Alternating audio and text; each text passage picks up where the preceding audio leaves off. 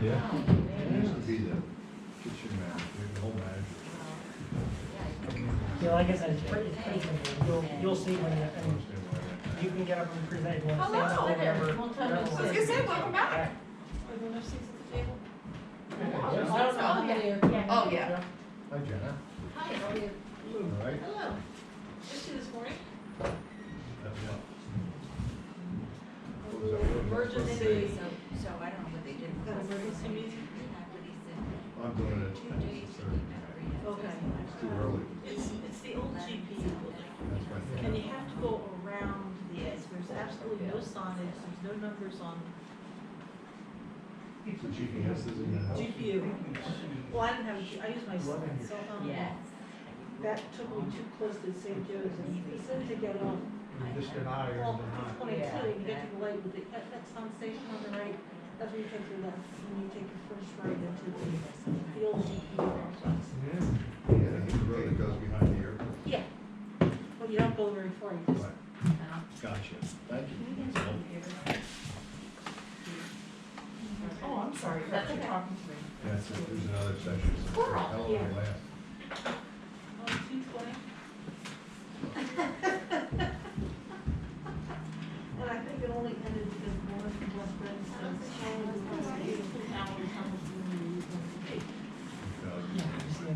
Yeah, and that was, there were only 11 people there, so it's not like there were a lot of questions or anything. How are you? Do you learn it? Yeah. What I learned is we just take, at least 2 hours, 7 Are you expecting any more people? Yeah, Are you expecting anybody else? Two classes online, 2 hours each. No. Normally Bill is here. Yeah, remember that. It's new council representatives. Oh. I don't think. There's new council representatives, so he won't be here, Okay. that I know I don't know. All right, well then, call a meeting to order. Reorganization, discuss the nominees for committee, chairperson. Anybody have any names they want to enter?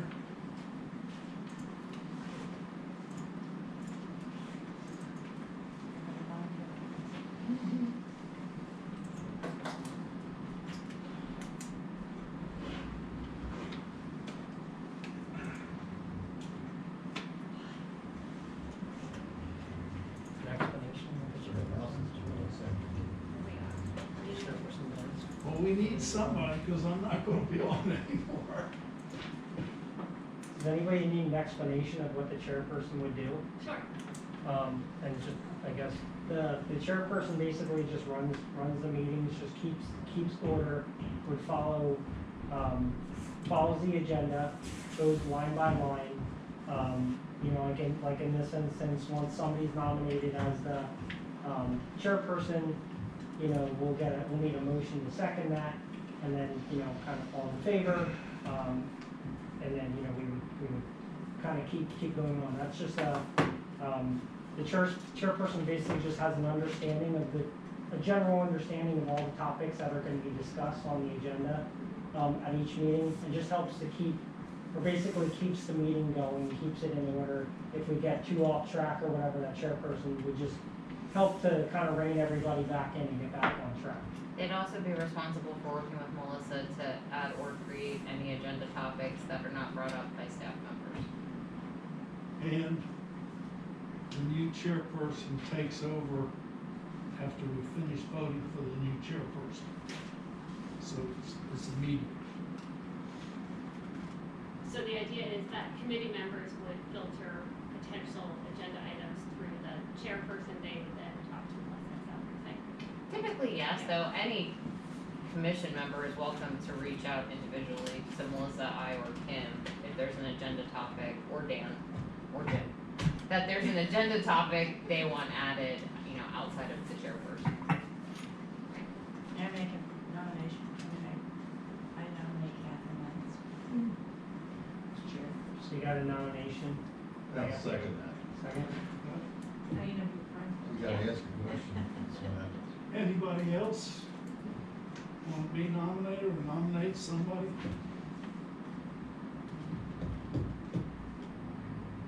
Then I'll entertain a motion, Also move.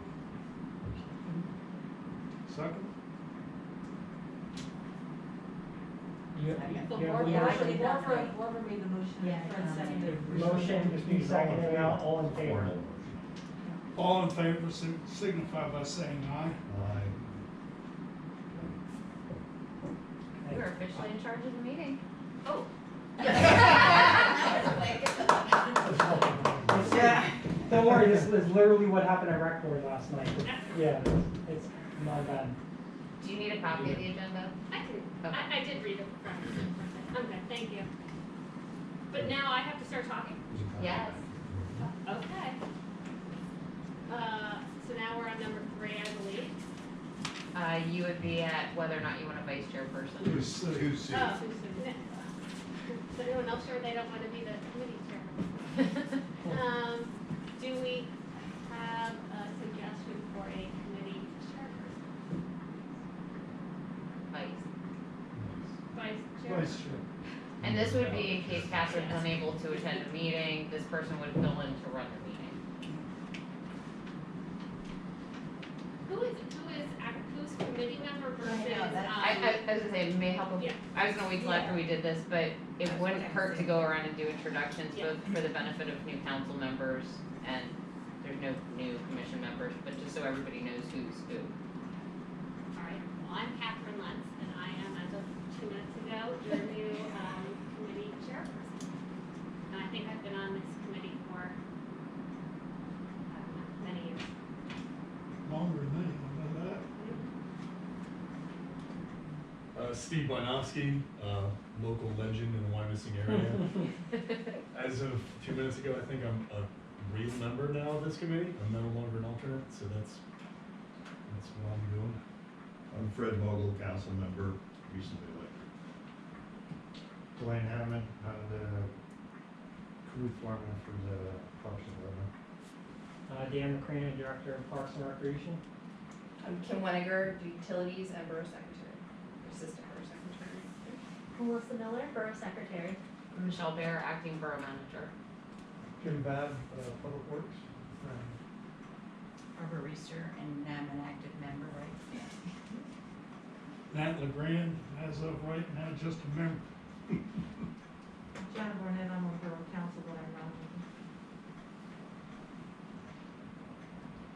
So it seems like we have 3 potential candidates to, Are there others on the, excuse me, are there others on the committee that aren't here? Is this, or the commission? You're looking at it.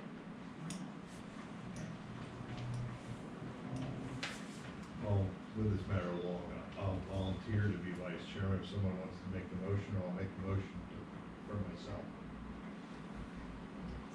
does anyone else? Okay. So something about the vote. All in favor? Say aye. Aye. Okay, so I think we're good to go. I don't know all the official terms. We can send you that, but I mean typically all in favor, aye, any nays, and then assuming there are more yays than nays, motion carries. Okay, so the motion. Fred, we're not just reunited, we're reunited. Correct. Okay. Which now brings On a us. higher level, With what? that's on a higher level. Yeah. We're now at the point in our meeting where we would like to welcome all public comments. I believe that is not the Eagle Scout project. Is there anybody who here would like to comment? No? Okay. Who is going to discuss tree disease and insects? I'll take that one. Mark did that little report, and I have some other items on that. I don't know where these 3 items came from, but in general terminology, we have about 300 ash trees that we treat, mostly on meadowlark and Garfield for the most part, on a 3-year rotation. They inject the bark And returned to that tree 3 years later. There's a 3-year residual of the chemical they put in. And so far, so good. I'm not saying we haven't lost any ash that have been treated, but we're salvaging a lot of them. I guess Mark, the only thought is, like all these other invasive species, 5 years from now, when all the natural ash are dead, will the beetle go away because it has no food source? We still don't know the answer to that, so we're gonna continue to treat for the foreseeable future.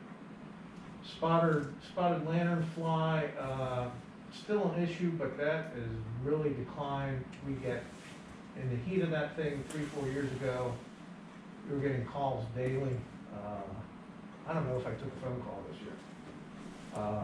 They're surely not jeopardizing any of our public street trees. And there's nothing else. They'll treat for aphids and things on a spot basis as needed, but those are the only 3 concerns, if you will. And only the emerald ash borer is a real concern. How about the bronze birch borer? We don't have enough birch trees for it to be significant. Okay. Just a quick recap of last year. The tree department pruned 1,264 street trees. 342 were mature shade trees. 922 were relatively new. I don't know what his time frame is, if new means 5 years, 10 years, but they try to prune those young trees early to get the growth characteristics good, so when they do mature, they don't become problems. So they like to train them early, so 50 years from now, there's not issues with them. They removed we removed 129 trees. 91 were taken down in-house by our crews, and 38 were removed by private contractors. Those 38 were larger trees. They need craning, we need some special equipment. That would be too much for us. For the 3rd year in a row, we've increased the budget on that item. For 2022, we have $130,000 budgeted for contracted tree removal.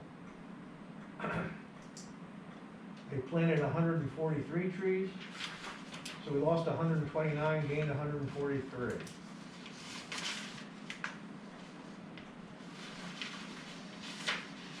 That's all I have. Jim, I saw a recent article in the newspaper about some nasty plants/trees.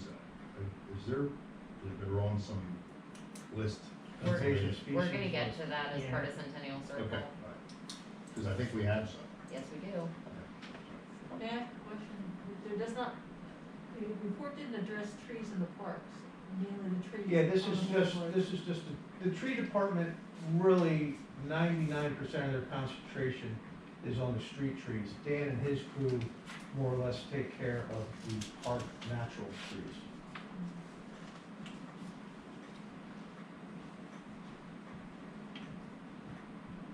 Is there anything to say about our park trees? I can report briefly in the winter accomplishments we did and everything like that, so. Great. I think we're on to winter accomplishments then. Yes, I mean, on that tree topic, our staff is working, as time permits, weather permits, to take down some, dead or dying trees, that are hazardous for the park area. One thing we're trying to get back into doing is then obviously replanting trees in those areas to kind of keep that canopy going in the park. So we did a little bit of that this year. Our goal is to do that again, this spring and fall. To try to just throw in a handful of them every year, just again, any of those bare areas to replenish the trees. So, our big focus right now is park bench maintenance. We're also cleaning up just the planting areas. The new area over on 4th Street, although is very beautiful, is also very labor intensive for cleaning up. In the fall time, pruning things back. So that takes a lot of time, but they're getting through that. And then, of course, we have these nuisance snowstorms, which we help out maintaining. our goal is for the facilities and sidewalks and and parking lots that fall under our jurisdiction is to have a zero slip, surface, and we almost never obtain that, but we got very close to that, so we're trying to really be very proactive in, making sure that people aren't slipping on our surfaces, especially at the schools and school buses, the borough hall, the library, very high impact areas, so. That's pretty much it for us for winter work. Any questions? Were you doing anything on the elm trees similar to what Jeremy Wood being done on the streets? On the ash trees? Actually, Yeah, so actually they have kind of working together with us, have identified certain trees that have needed to be treated.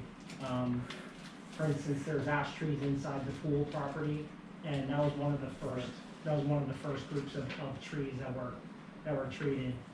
Any of the high impact stuff we're treating, but that was kind of something that was done kind of before I came into this position, but I guess I can let you speak on that about what. Other than the pool, there's been a handful of trees that we're gonna try to salvage, but it's not many. Don't quote me on this, but I think, one round of that injection chemical was like $20,000 we spent to try to save those trees. It's not a cheap process. So just like the elm tree decline and other declines, I would say chances are there'll be now ash trees in generally anywhere in Pennsylvania in the next 10 years. Be dead. But like I said, our big focus will be replanting something that is kind of going to be sustainable here. So, although we're going to be taking a lot of trees down, our goal is to keep on top of that, like they do on the streets with the trees. On the sidewalks, if you are parking at the parking lot from Meadow Trail, the sidewalks across, on both sides of the street were very treacherous. In the last snowstorm, and I ask that you pay some attention to ice, and it's very uneven. And I'm sorry, you're talking about the parking lot off of Old Mill Road, the stone parking lot? On Okay. on both sides over the stream. Of the bridge? Yeah, Okay, yeah, that was all. we'll note that, we'll take care of that, thank you. And also, when you were parking at the Stone House, when going across the bridge into the park per se, it was very icy at points when you got on the park side of the bridge. And since we're inviting people into the bridge for recreation, it would be helpful to. Absolutely, yeah, point out, thank you. Thank you very much, Dan. I'd just like to spell out to the Parks Department's defense, they're not able to get to those areas immediately during a snowstorm, so, just seeing what happened firsthand last year, sometimes till they get out to the library, Borough Hall, the recreation facilities, it's 24 if not 48 hours after a storm, people have walked across things, there's almost no way they can get that ice and snow up at that point. It's doing damage control more than actual removal at that point. That could be, but it also could be that citizens, we can use snow melt, or other things that can be done. I'm simply pointing out. Oh, yeah. Having walked on those sides, that it was treacherous, and perhaps they could have, overlooked, it would be appreciated if you would. Sure. Thank you very much. Yep. Okay, let's talk about spring. Our spring plans, I guess, will fall more into, the Centennial Circle. That's gonna be our focus. There's quite a bit of work that's gonna be done at Centennial Circle. So that's gonna be primarily split up between the Parks Department and the Tree Department, helping with some removals, planting new stuff. And then we're gonna just go back to our normal stuff. We have mowing, field mowing, right-of-way mowing that needs to be done. We have, bridges that need replanking, just the preventative maintenance, a lot of weeding, spring cleanup, mulching. Like I said, we can spend probably 2 to 3 days just in one area, so, there's a lot of work for them to do. That's kind of where we'll be at. And then we have to help to get everything ready for the playground, get the playground mulch, loan in place, so a safe surface, so. Spring is not, it's very rewarding for them, but it's not always the most fun time. It's very, very busy. Although we're mostly busy all year round, but that's, yeah. So, and again, if anybody has any questions, and by all means, if you ever, kind of like that, if you ever see anything, please don't hesitate. Probably 50% of our, or I shouldn't maybe throw a rant. There's a good percentage of our work that comes through, that we do, that comes from staff, residents, whatever it is. The tree department, most of their work comes through from phone calls from residents, so, if anybody ever has anything, don't hesitate to let us know that, we can put that on our list to take care of. At the October meeting, we briefly got into it. We never heard what they're going to plant in Centennial Circle. That's on the agenda here. We're gonna discuss that. Yep. This may be larger than just the spring plan, summer plans, but, and if it needs to be discussed somewhere else, that's fine.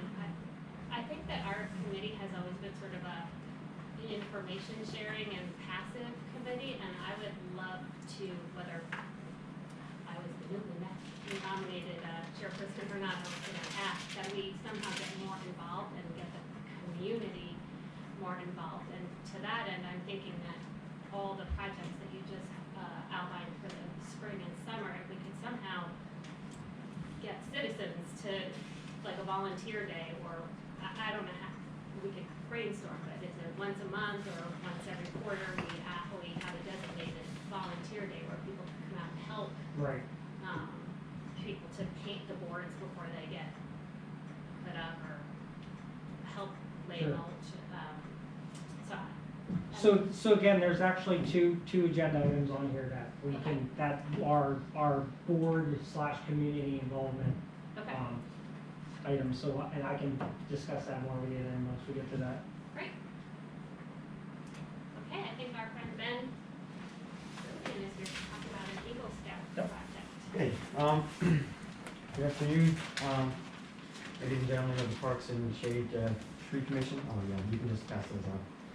Not that you have to, but those are just helpful maps. My name is Ben Zobian. I'm a Life Scout from Wyoming Boy Scout Troop 413. Today I'm here to ask the Commission for its permission to mount bat boxes on trees within the Wyoming Park System as part of my Eagle Scout project. The prestigious animal rights organization Bat Conservation International writes, "Making a bat-friendly place supports the ecologically essential role bats have in the environment. These boxes, if approved, will create an excellent space for bats to hibernate, breed, and take shelter. They will protect the bats both from inclement weather and from predators, and provide a nursery for the raising of bat pups. It is important to have the local bat population because of white nose syndrome.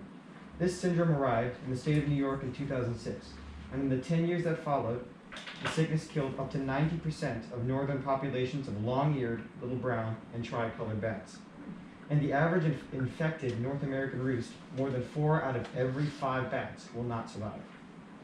With this devastating drop in bat populations throughout the Northeast, populations of bugs and other pests traditionally eaten by bats have gotten out of control. This disease continues to ravage bat populations and is spreading throughout the U.S. Bats are one of the most effective predators in existence, and their presence in the U.S. saves at least $3.7 billion every year in pesticide and damaged crop losses. This is because bats have a propensity to eat an enormous amount of bugs every night. In one night of hunting, a colony of little brown bats can eat well over 250,000 insects. To put that into perspective, that's like 100 teenage boys eating 200 hamburgers each in one night. If anyone else has noticed a worsening in mosquitoes and gnats and other flying pests during the summer, white nose syndrome is to blame. With online blueprints from Bat Conservation International, I plan to build a total of 6 bat boxes, just like that one in the corner that I can bring out and show you, that will be placed throughout the Wyoming Park System. 4 of these 6 boxes will be placed high on trees, over 16 feet preferably, an ideal location for bat habitation. This project will benefit the borough by showing how dedicated it is to fighting modern-day ecological issues, and will help the people of Wyoming to avoid bitter bug sprays, harsh pesticides, and annoying bugs during the summertime. This project needs no help from the borough prior to the mounting of the boxes. The materials will be bought, prepared, and assembled totally without borough assistance, and I will be leading small teams of scouts for my troop in the building of these boxes. With the high quality of woods, screws, paints, and caulking materials that go into each box, the boxes will remain strong for at least 10 years each. At no point over those 10 years will they need borough maintenance, intervention, or any kind of repair. Ideally. The only time when the boxes will need help from the borough is during the mounting process, because the BSA strictly prohibits scouts from using tall ladders from which they might fall and happen to sue the BSA. However, Parks and Recreation Director Most likely. Parks and Recreation Director Mr. Dan Macrina has already offered the use of one of the borough's bucket trucks for a day or two to help with the mounting of these boxes onto trees in the park, should the committee approve. If approved, these boxes will likely be mounted at some point over the next 6 weeks. The committee can choose from a range of dark to medium shaded colors to paint the boxes. Black is probably not what we will be painting them, as those colors will keep the boxes warm in cold winters, looking good as they're on the trees, and won't overheat them in the summer. The committee also has discretion as to which 2 trees in the circled red areas on those maps around the table the boxes will be mounted on. Preferably, 2 boxes would go on 1 tree in each red circle, with the trees spread far apart from each other to encourage the inhabitation of more than 1 colony of bats. Approving these bat boxes would make Wyomissing a more ecologically balanced place to live and enjoy. With our balanced and our bolstered bat infrastructure, we contribute to the nationwide struggle against white nose syndrome. Does the commission have any questions? Yes. How high do you know? Over 16 feet, preferably. Over 20 feet would be even better.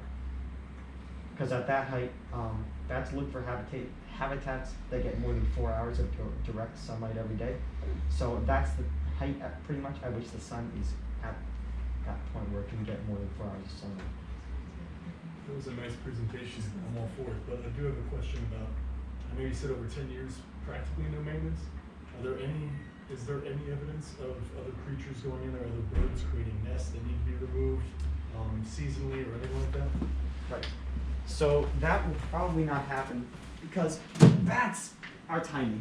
So if anyone has ever seen a bat, bats looks at the typical brown bat is small enough to fit in the palm of your hand.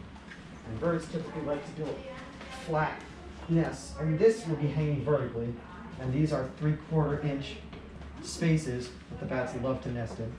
Yeah. So birds will probably not be able to get inside of those spaces. Birds, rodents, and I'm just concerned, just over a period of 10 years, I'm certain there's gonna be, someone's gonna have to go up there and possibly clean that thing out maybe. I'm just Right. wondering, is that the Eagle Scout responsibility, or is that gonna pass on to us? I don't anticipate that they're going to get very dirty. Bats have a reputation for being dirty creatures. They're actually not. They're one of the most. I don't mean like that. I mean like invasive creatures, like mice find their way everywhere, just like as small as a bat is. I'm in charge of the bird boxes in the Right. park system, and every season I have to clean them 3 or 4 times for mice getting in there, snakes, insects, you name it. Other birds creating nests in there. And those are on top of poles. They are, but they're not 16 feet high. But if something wants to make a home in there, I'm certain it can. I just don't know of any evidence of, over the course of 2, 3 years, 4 years, or just 1 year, what's going to be making a home in there besides bats. I actually have a bat box on my back porch that's been there for about 5 years. And you're good? Never had an issue besides guano. That's awesome. Yep. And I can say I have no mosquitoes or gnats or anything on my porch. It's great news. That's what I wanted to hear. In response to your question, the most likely pest that would be making a home in there would probably be a mouse or maybe a squirrel, if a squirrel could manage to fit in there.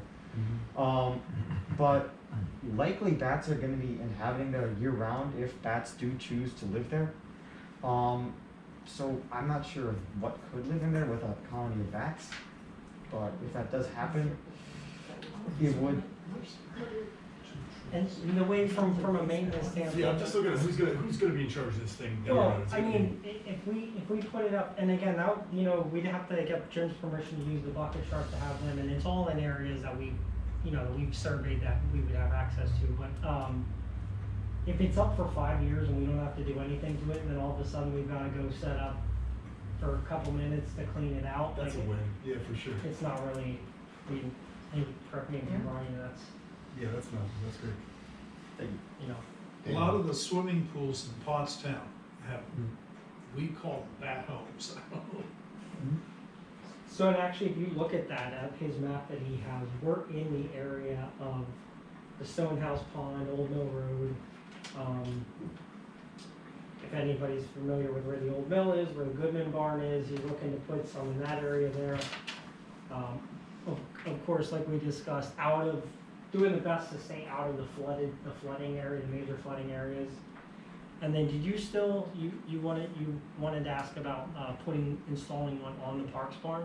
Yeah, so on the big red barn, next to that huge open hill, by that pine forest. Mm-hmm. So we're planning to put 2 there, but I didn't think I needed your guys' permission for that, cause I think that's parks. But, it would certainly be great to have your permission for that.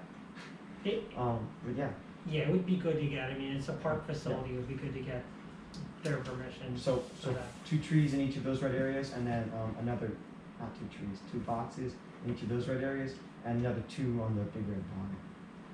For a total of 6. For a total of 6, yep. Sorry about that. Dan, It seems to what- me what's- that if they're 16 to 20 feet in the air, nobody's really gonna notice that they're even there, right? It's pretty high up. And they're sleeping there during the daytime. I'm talking about the boxes, like, I know that some birdhouse upset one of our last committee members, but I think they were so high up that unless you're looking for them. Yeah. Dan, does this interfere with anything that the parks people have to do? Is this taking away anything from them? No. Or it's not adding, they're okay with it? You guys go around those birdhouses and stuff already, it's not, We're all be out of our way. The only question I do, where do you plan on mounting on the barn? Mounting on the barn. Yeah. That's still to be decided. I didn't have permission quite to do that yet, so if I could get a look at the schematics or like a building plan, I could figure out the best place to put one. But right now, I think that the best place on a building for a bat box to be is underneath the eave of the roof, because it's protected from the elements and it's nice and high up. Least likely place for things to go wrong. Would it be okay just to end it with, at least that discussion with, if we can get it with the approval of the Parks Department, mounting one on the barn? If we can do it, okay, great. If not, we can, adhere it somewhere in the area of the barn. Just kind of trying to keep them spread out. So. Do you need them a certain distance from the birdhouses? That, I don't know. In nature, they're always around each other, but I don't know if proximity's gonna be. You're- 16 feet versus 5 sorry, feet, that's already 10 feet away from home. Ben didn't hear your question. Could you repeat I the didn't question? know, I was wondering whether the bat boxes needed to be a certain distance from certain birdhouses. I think the birdhouses, my understanding, some of them are attracting certain kinds of birds, not all birds. Yeah, we just have that And one if certain, farmhouse. if bats don't play nice with those particular kinds of birds, it might influence the placement of the bat boxes. But I just don't know, I'm raising the question, because you're the bird man, apparently. No, we're good with bird interaction. We have a bird man and a bat. I don't quite have the cape yet, but I'm working on it. Nice. I see it. You're gonna need a deer whisperer next. It's coming. That's next one. Is there any more questions about the bat project? Does anyone want to make a motion? I'll make the motion. Great. Anyone- Second. All in favor? Aye. Okay. Congratulations, Ben, and thank you for doing that. That's it? You're good, man. Cool, thank you all very much. So you get a back, No, I wish there was one. This is his Eagle Scout. Yeah. No, he, Is this something that we can somehow alert Take a look. the community to on the homepage of the, so that more than 15 people know about this great service, or? I think we could certainly create some type of blurb for the website, maybe send it out as a news and notice blast once they're up and installed. There's a newsletter.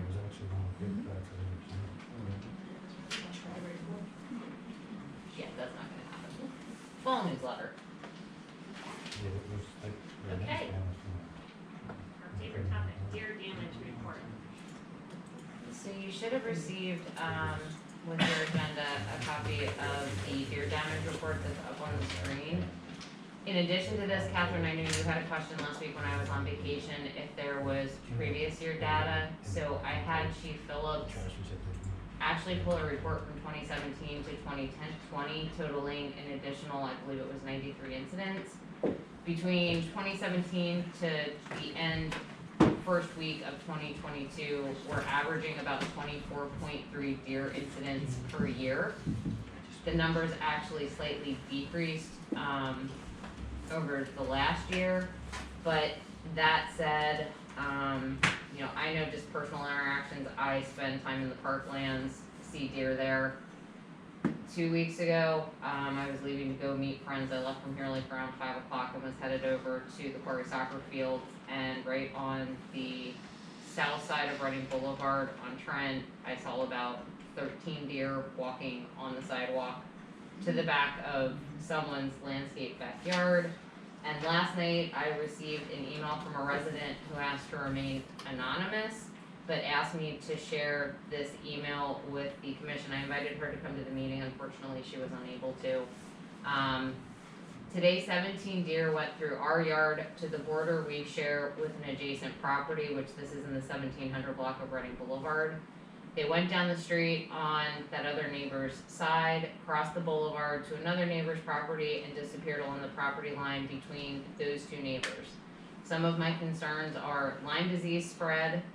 Today's news said 2 deer in New Jersey tested positive for COVID, destruction of landscaping, size of the herd after the spring burst, and safe driving.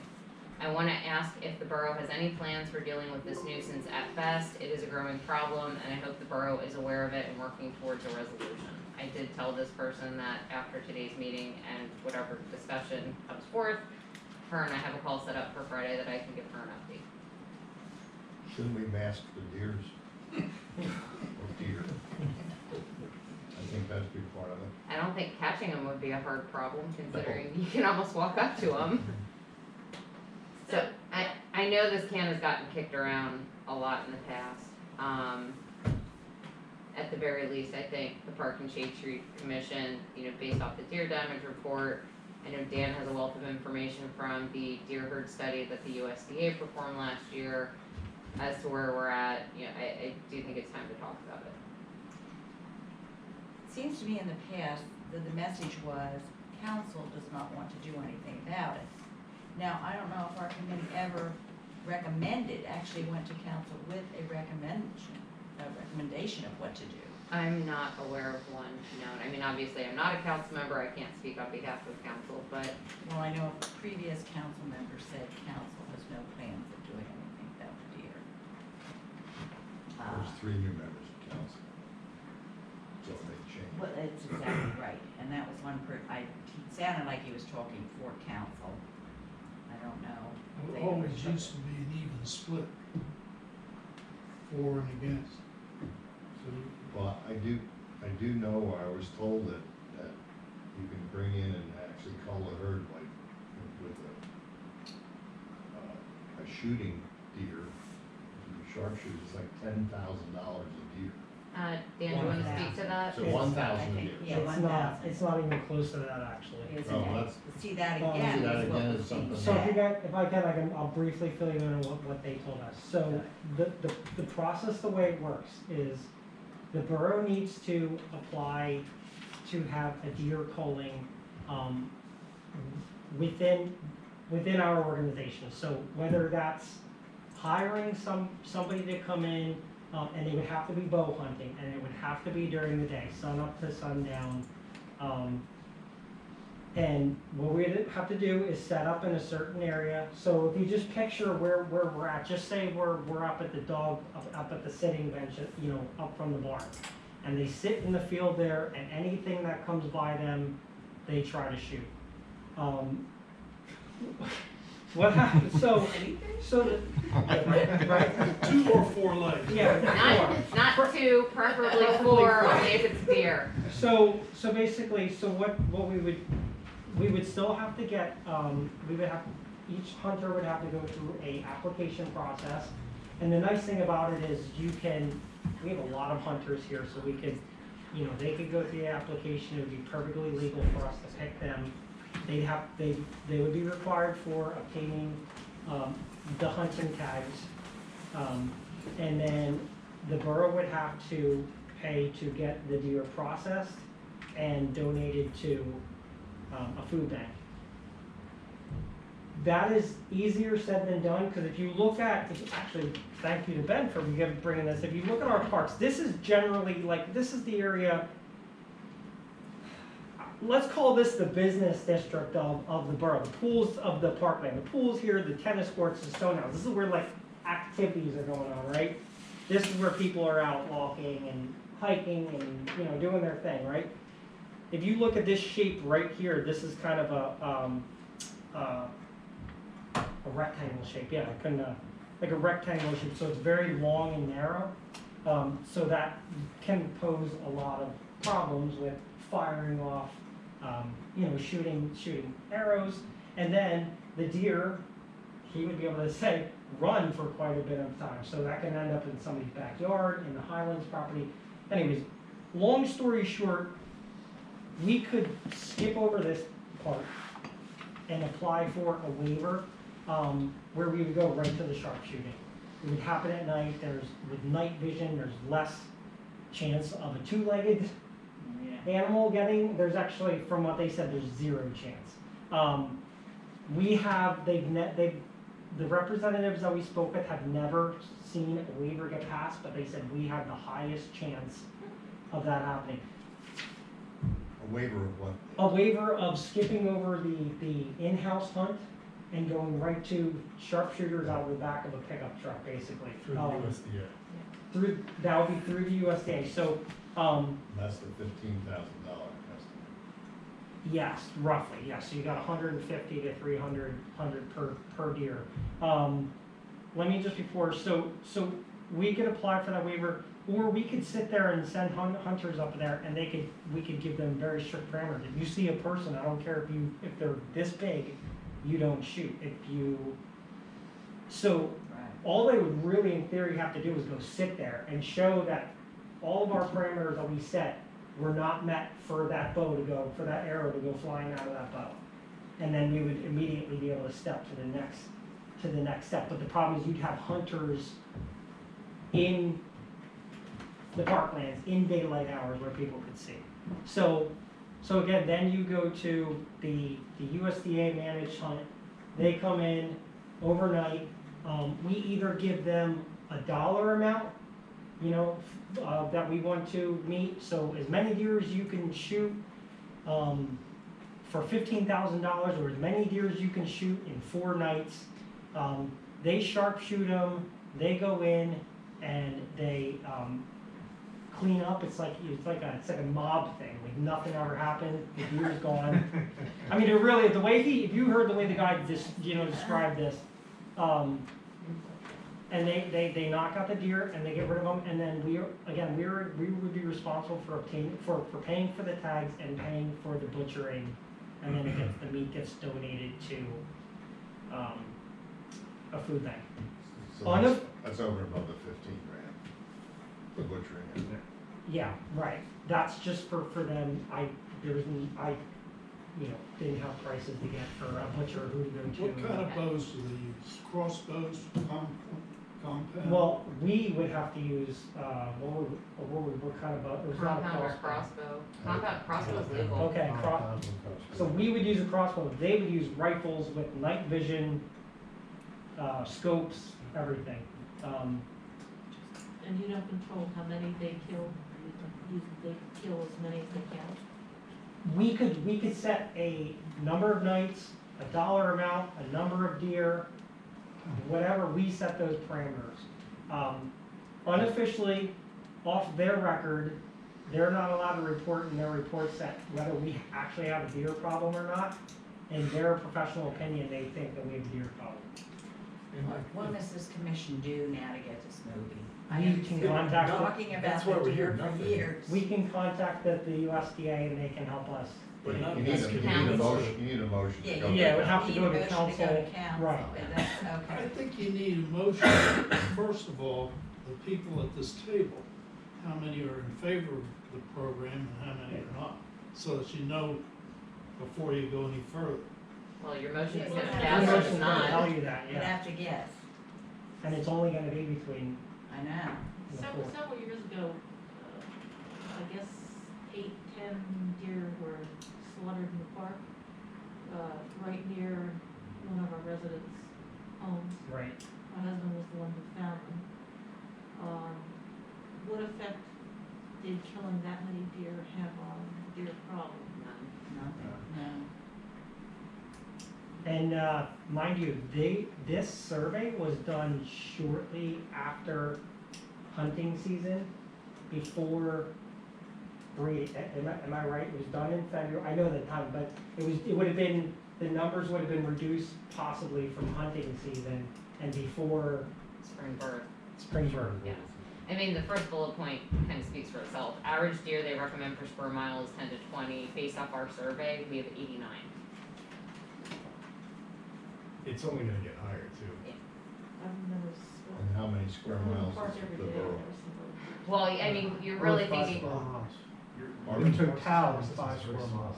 the parklands, you're probably looking at 1.5. Right. Yeah, but you see 'em Oh, I know. all over West- I saw them literally blocks from here. You see all those front of Rowden's house at Christmas time, so all those. And I'm just, and if you see it there, I just wanna point out, the $1,000 number that was sent out, what that was said is legitimate.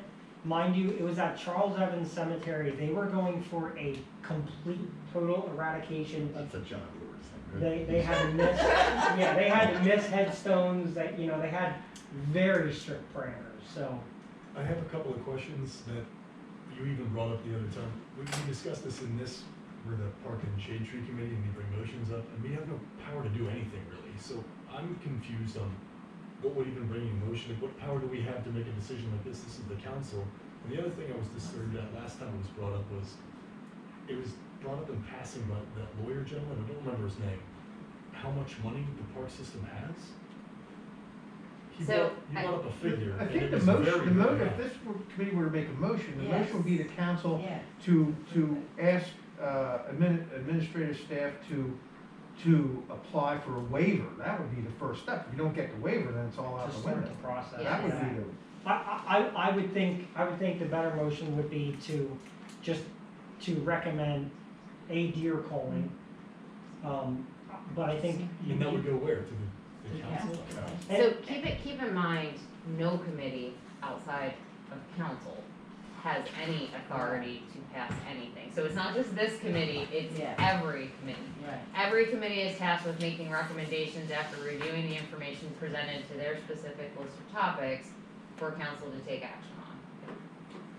And then council, for the most part, not to say obviously you have 2 council members sitting here that are participating and partaking in the conversation. Those that are not are relying off of information I assume Fred and Jenna and myself and Dan and Jim would share with them, as well as the meeting minutes, to do their own homework and research to make their decision when that motion comes before them. And how is the community at large aware of the fact that they should be calling into the borough every time they have 17 to 20 deer in their yard? Because Great question.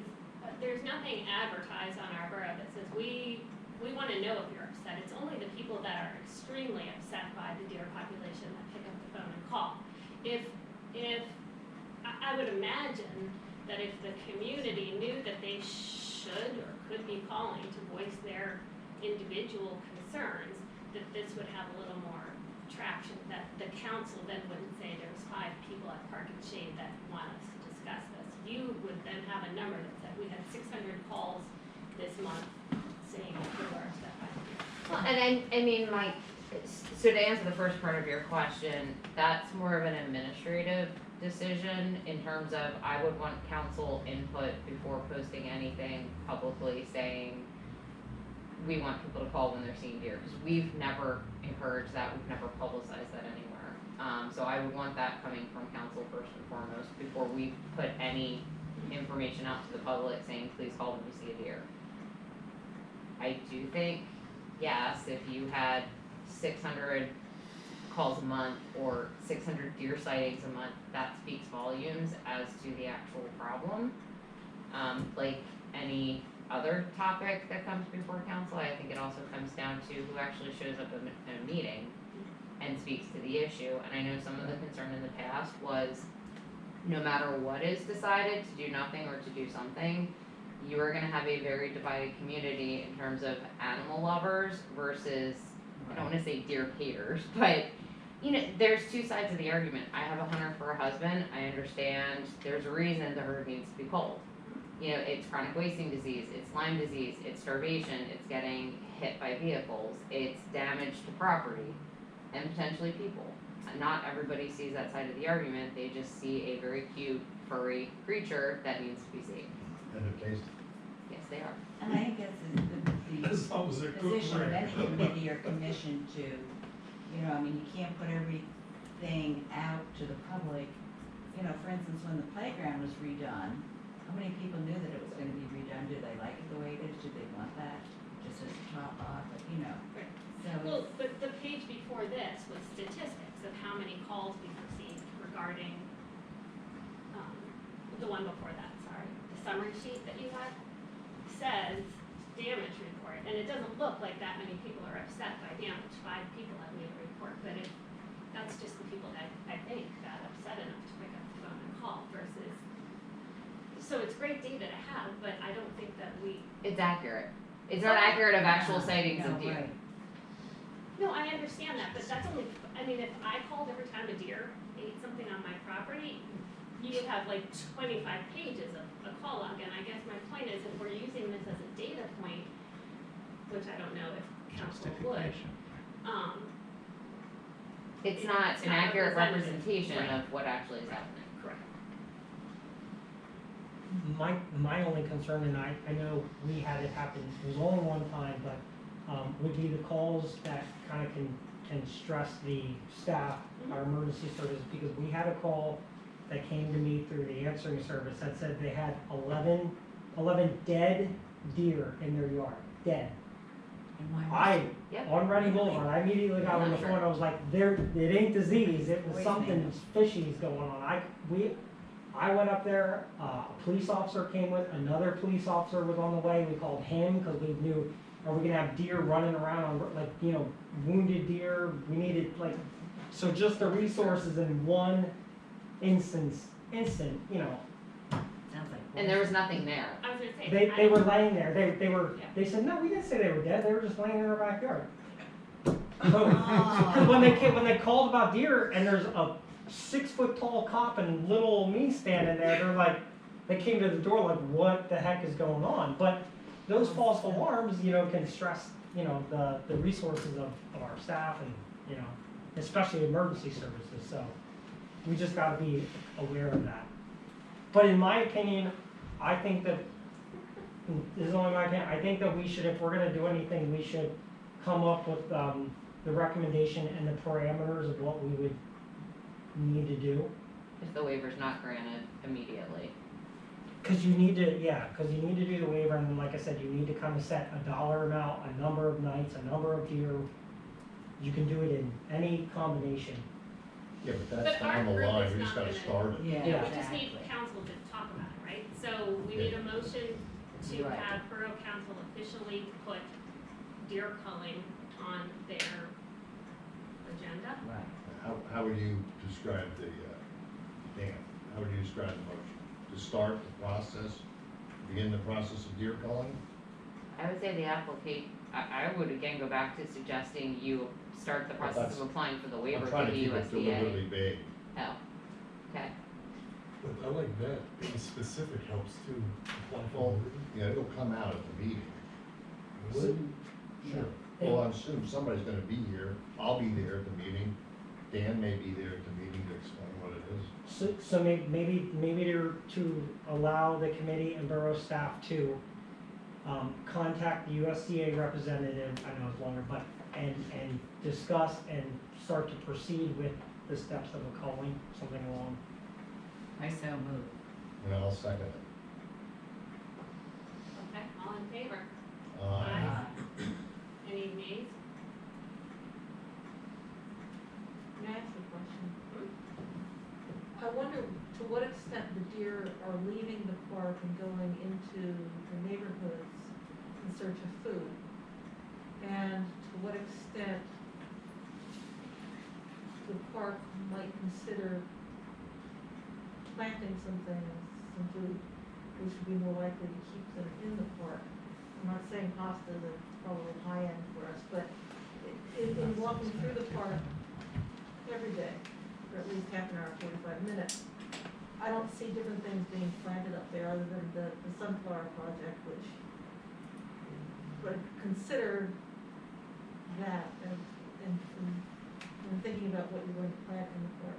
I think short of putting a salt lick out there, you're not gonna get them to stay in the parklands. No, I don't think you're gonna, it'd be completely successful, but to the extent that there's inadequate food for the deer, maybe they were more likely to stay with the food supply. That's I think that- exacerbating the problem, Yeah, I that's believe. just. I just don't, And that's something actually that came out of that USDA survey, not, they are damaging the ecosystem of the parkland, but at the same time, it doesn't appear that there's currently inadequate food in the parklands Okay. to keep them there. There was an article that I sent, the last time this was brought up, I don't remember how many months ago, but it was from Valley Forge's culling. And there's been permanent ecological damage from just like 50 deer per square mile, I forget what the article said, but we have twice what they had in their report. And it's irreversible ecological damage from plant life from the grass to the treetops. So anything in between it's never coming back, and it drastically changes the ecosystem of everything small that lives in there.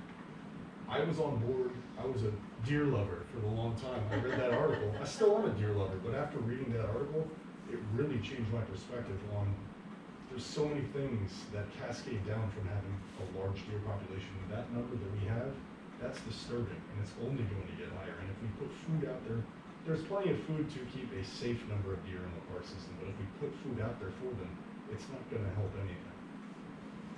You can walk through the park and you can see, I call it the deer level. It's about 6 or 7 feet up, everything is stripped. Everything above it's still there. Okay, so we have passed a motion that council will take this into consideration. And would that happen at the next council meeting? Yes. Does anyone happen to know what that date is? February 8th at 7 PM in this very room. February 8th at 7 PM. And are community members, All public meetings are open to the public, as long as you are a resident or taxpayer, you can speak under public comment. okay, great. Okay, dog leashing. So I received, we've over my time here have both seen instances and had received some complaints of people walking with dogs off the leash. On our park rules, we do have that on. If you see the new park sign, it does say dogs must be on a leash, and I believe it cites the Pennsylvania code, which would be 459-305. It's kind of started to become a little more of an issue. I was emailed by a resident, kind of giving me some examples. Our very own Dwayne had an instance, and I won't go into it too much, but where he had to help a resident or a park goer who had a dog who was actually cornered by a groundhog, and the dog, they were both locked up, and he had to kind of step in, and That's dangerous. at the end, he said, hey, if you don't mind, just, put the dog on the leash, please, we have a leash law here. And she got very ugly with him. He had just helped saved her dog's life, and, so this resident kind of just said, was asking if we could have dog leash law, more specific sign, something along, like that, like a picture just showing, hey, have your dog on a leash, so that people are again knowing like, okay, I'm in the park system, I need to have my dog on the leash, it's the law. What's the penalty, Dan? I don't I know. believe it's $600. Up to? Correct. I mean, typically the first time it's a warning. As the codes officer for 13 plus years, I can't tell you the amount of times in our parklands, either under working time or my free time just recreating in the parklands, I see dogs off leash and I always give a friendly, hey, it's requirement to put your dog on leash, and people just kind of blow you off. But typically it's the police department that are enforcing it. I know for a period of time, we actually had a plainclothes officer kind of patrolling the parklands, looking specifically for dogs off leash. I think it comes down to, you put the signs up, you take a little enforcement action to get the point across so people know, hey, we're serious about this, and it hopefully self-polices itself in the future. Do you think people still think that, there's the dog run at the top there? I don't think so. Don't you? No, I mean, I see a lot of cars back there at that That was a parking lot, long, I long think. time ago. It's my understanding that, dogs in the state of Pennsylvania don't have to be on a leash if they're on under public. the owner's control is how the And law. on a public road, but the minute they step off the public road and onto the parkland, they are no longer on public, and that's where they can, Not under our borough code, the way our borough code reads, if they're on any property other than the owner's private property, they're considered to be running at large. okay, so even on streets, Yes, great. We don't even allow, there's a search and rescue team that comes in and practices from time to time, and they don't even keep their dogs, or, I'm sorry, they don't even take their dogs off leash, they're always on. So I brought this up at a meeting, I don't know, a year ago, and people basically rolled their eyes and laughed at me, but we happen to live in a public space where people's dogs come into our yard, because there's no fence, and we have a dog, so we've had multiple occasions where our dog is in its yard and had other dogs come up and growl, and thankfully we've always seen it happen, but when I brought it up, I was sort of laughed at by other committee members because I was told there's no way to enforce it, and that people will not, obey the law unless the police are willing to start handing out tickets, basically. I mean, I think if 20 people got a ticket, then the word would get out in our community and other communities, and people might actually pay attention. But if there's no penalty for not obeying the rules, then I don't think people are gonna.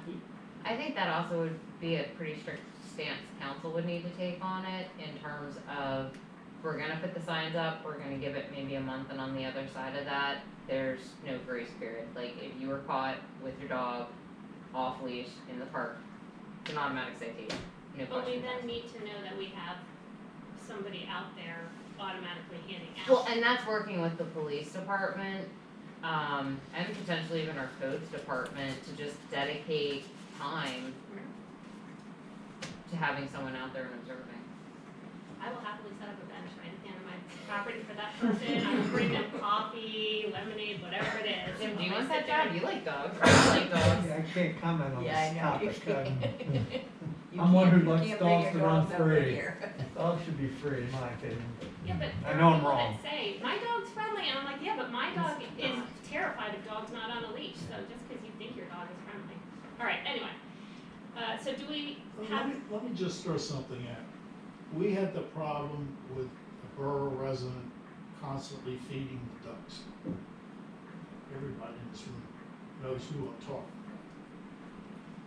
When the signs went up that it's illegal to feed the ducks, that was one person. I got a man in the park without his dog on a leash, and I said, sir, it's a rule, it's on the sign, I have a picture of the sign on my phone. Could you just tell me your name? And he told me to F off, my name is George Washington, call the police and tell them. well, all I'm saying is, when the signs went up, the person that was feeding the ducks, I understand she still feeds them down in the creek, which is on her property. But she doesn't do it out in the public. But we already have signs up that say you have to have your dog on a leash. They're not, they're just another. It's like 1-inch one lettering. line. I think like Michelle recommended, if we recommend the council to, you know, install some better, more, rule-specific signs, and then have an enforcement period, and just maybe here and there do some kind of pop-up enforcement, so that people know, like, it's not a once and done, you know, that would probably be best, and, you know, that would also help borough staff, specifically police, to like, okay, this month we should do an enforcement day, and go out there, and, you know. You're also gonna need a dollar number. Citation. The cost of the signs, Oh, installation, I can get Into to that, that. I can do that. so, because the council will want to know that, sure. So I'll make a motion that we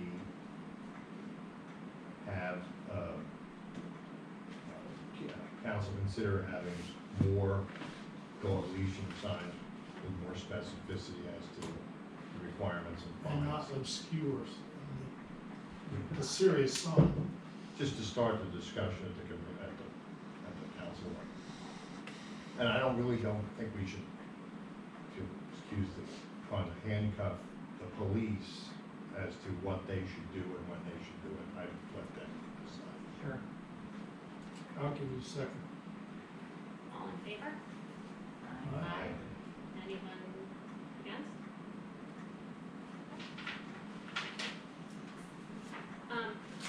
So, I'm very sorry to say this, but I have children that need to be picked up from school at 2:15. I did not know that I was going to be in a position where I was going to be the reader, so I don't know how that works. I'll Rick take takes over. over. You then we took care of that. Right. So Thank you, we appreciate it. You have to leave, we're at item 10, Hills Memorial Refurb. Yep, so that's just a quick update.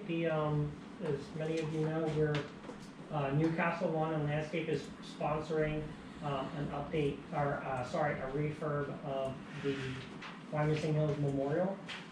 And they are doing that virtually, 100%, of no cost to us. We did budget roughly, $2,000 for any plantings or things like that that are gonna be needed. That's gonna be a good volunteer project. They have lots of veterans that work for Newcastle Lawn and Landscape, and it's just Parks and Rec. We now have 2 military veterans that work with us, so we'll be asking, when I get, hopefully by the next meeting, or maybe, it might even be before that, Newcastle will give us plans of what the refurb of that memorial will look like. We'll have maybe, our plan is to do the whole refurb in a weekend. Kind of have like a cookout for the volunteers that come, just make it, a community event. So that's a really awesome thing that's gonna be coming up. So it'll be ADA accessible. So, the veterans, wounded veterans can get to the memorial. So, more to come on that. That's just a quick update for you. Okay, any questions, Dan, on that? Hearing none. 11, old business. A, anything that's not on old business, we have to make a motion to amend the agenda, but we'll go through A through E. The possibility of developing a park bench donation program. So that's me again. I briefly started gathering some information for a park bench donation. A lot of municipalities, not many around here, but a lot of municipalities do that. The museum does that, and as far as I understand, they charge about $5,000 for a bench. I got some preliminary prices. We're looking at if we wanted to purchase, if we wanted to have a program, and just some of the benches that I kind of had briefly looked at, we'd be looking in anywhere from the $1,000 to $1,500 range. That does not cover any future maintenance, but the whole goal for, at least for us in the Parks Department, is to reduce the amount of time and material put into park benches. We have to replace the materials on them every